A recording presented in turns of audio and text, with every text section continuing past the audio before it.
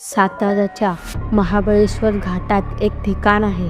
गावकरी त्याला निळी पट्टी म्हणतात, कारण रस्त्याच्या कडेला एक जुनं दगडी बांधकाम आहे, ज्यावर निळ्या रंगाची पट्टी नेहमी दिसते.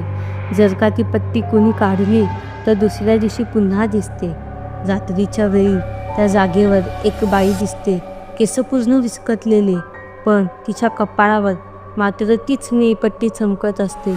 ती कोणाशी बोलत नाही, हात करत नाही, पण जेव्हा वाहन तिच्या जवळून जातं तेव्हा तिची सावली उलट्या दिशेला हलते.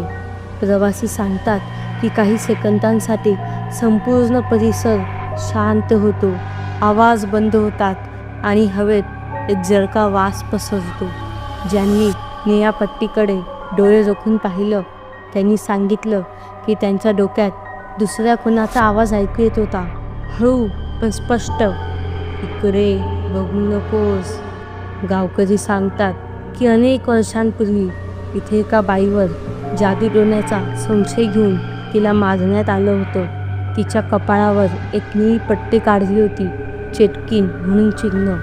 त्या दिवसापासून ती बाई रात्री याच जागी दिसते आणि जो तिच्या कपाळाकडे पाहतो त्याला काही दिवसात त्या निळ्या पट्टीचं स्वप्न पडू लागतं. परंतु ती पट्टी स्वतःहून कशी दिसते आणि त्या चटकिनीच्या सावलीची दिशा उलटीच का असते?